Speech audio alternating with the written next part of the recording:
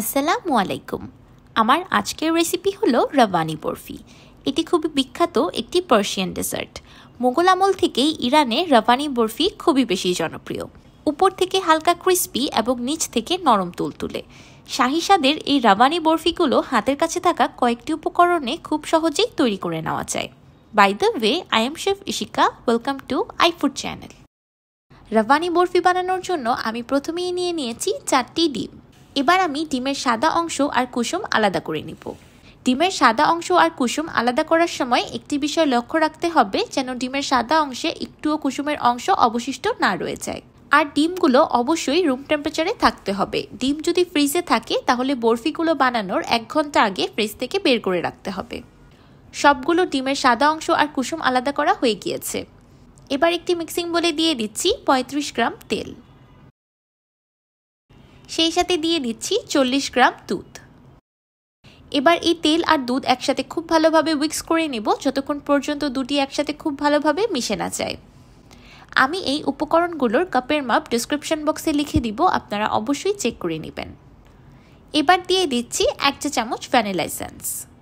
Vanilla এসেন্সটাকেও খুব ভালোভাবে মিশিয়ে নিব। আপনারা এখানে ভ্যানিলা এসেন্সের পরিবর্তে এলাচের গুঁড়াটাও ব্যবহার করতে পারেন। এবার দিয়ে দিচ্ছি 50 গ্রাম ময়দা আর 1/4 চা চামচ লবণ।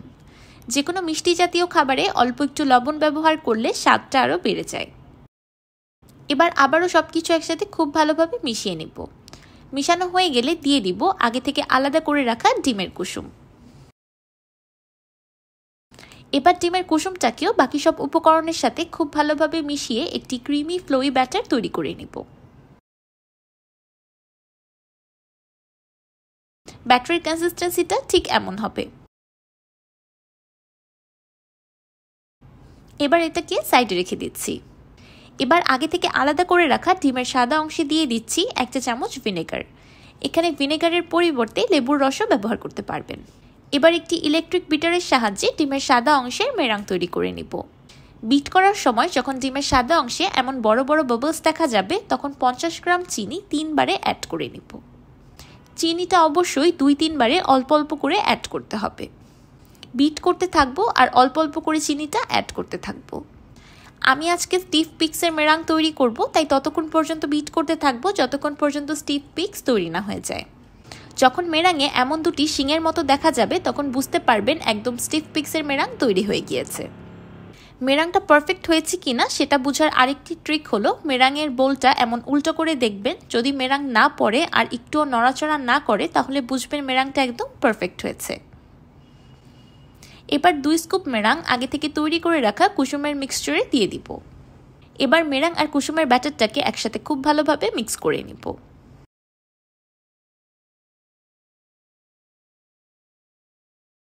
এবার কুসুমের এই ফোমি ব্যাটারটাকে মেরাঙের উপর দিয়ে দিব। এবার আলতো হাতে সবকিছু একসাথে খুব ভালোভাবে মিক্স করে নিব। আমি কাট অ্যান্ড ফোল্ড প্রসেসে ব্যাটারটাকে মিক্স করছি, এতে করে মেরাংটা নষ্ট হবে না আর মেরাঙের ভিতরের এয়ারটা রিলিজ হবে না। এই কাজটা অবশ্যই একটু সময় নিয়ে আর ধৈর্য সহকারে করতে হবে। আমার রাভানি বরফির ব্যাটারটা খুব ভালোভাবে মিক্স করা হয়ে গিয়েছে। এবার একটি স্কোয়ার শেপের মোল্ডে আমি বরফির ব্যাটারটা দিয়ে দিচ্ছি। উপরের পাশটা স্প্যাচুলা দিয়ে সমান করে নিচ্ছি। মোল্ডটাকে হালকা ট্যাপ করে দিচ্ছি, এতে করে ভিতরের এয়ার বাবলস থাকলে রিলিজ হয়ে যাবে। এবার প্রিহিটেড ওভেনে 180 ডিগ্রি সেলসিয়াসে বরফিটাকে বেক করে নিব 30 মিনিটের মতো। আপনারা এই বরফিটাকে চুলাতেও বেক করে নিতে পারবেন, একদম পারফেক্ট হবে, গ্যারান্টিড। 30 মিনিট পর আমার বরফিটা পারফেক্টলি বেকড। এবার এটাকে ওভেন থেকে নামিয়ে ঠান্ডা হতে রেখে দিব। এবার বরফির সেকেন্ড লেয়ারটা রেডি করে নিব। সেই জন্য একটি মিক্সারে দিয়ে দিচ্ছি 1 কাপ মাখনা। এবার এই মাখনাগুলোকে মিক্সারে গুঁড়ো করে নিব।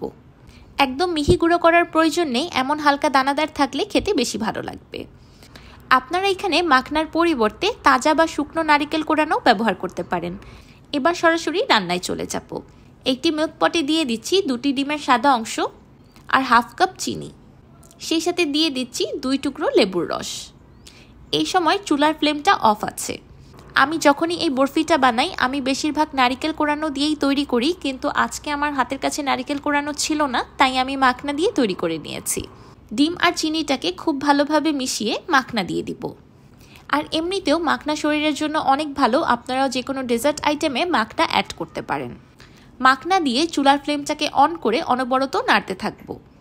এই সময় চুলার ফ্লেমটা লোতে থাকবে। রান্না করতে করতে যখন এমন একটা হালুয়া টেক্সচার চলে আসবে তখন চুলা থেকে নামিয়ে নেব।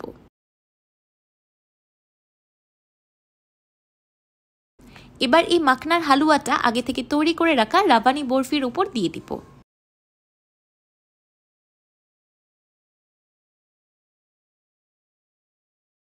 আমি একটি স্ক্র্যাপারের সাহায্যে হালুয়াটা চারদিকে ছড়িয়ে সমান করে নিচ্ছি।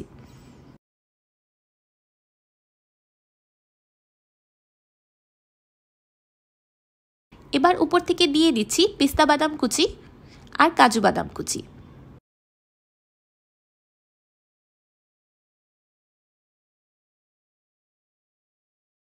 এবার আবারও এটাকে বেক করে নিব 10 মিনিটের মতো। 10 মিনিট পর উপরের লেয়ারটা খুব ভালোভাবে বেক হয়ে ক্রিস্পি হয়ে গিয়েছে।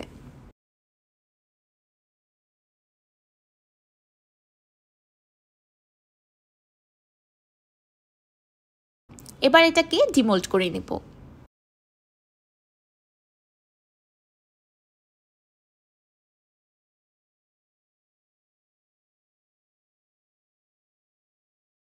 তো তৈরি হয়ে গেল আমার রাভানি বরফি।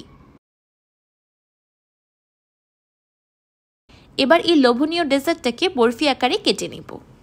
আমি উপরের লেয়ারটা দেওয়ার সময় ইচ্ছে করেই সাইডের অংশগুলো ফাঁকা রেখেছিলাম, যাতে এমন সুন্দর একটা ব্রাউন কালার আসে আর ডেজার্টটা দেখতে আরও আকর্ষণীয় লাগে।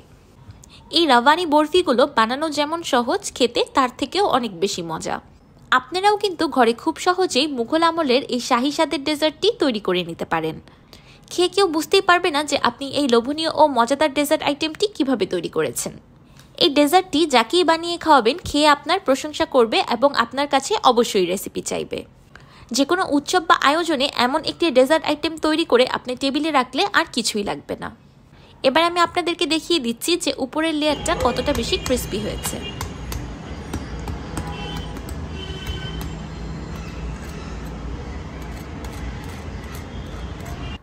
আপনারা যদি সবার থেকে আলাদা ও মজাদার কোনো ডেজার্ট আইটেম বানাতে চান তাহলে এই ডেজার্টটি একদম পারফেক্ট। আমার আজকের এই রাভানি বরফি ডেজার্টটি আপনাদের কাছে কেমন লাগলো আমাকে অবশ্যই কমেন্ট করে জানাবেন। ভিডিওটি ভালো লাগলে একটি লাইক দিবেন আর আমার চ্যানেল সাবস্ক্রাইব করে আমার চ্যানেলের পাশেই থাকবেন। আল্লাহ হাফেজ।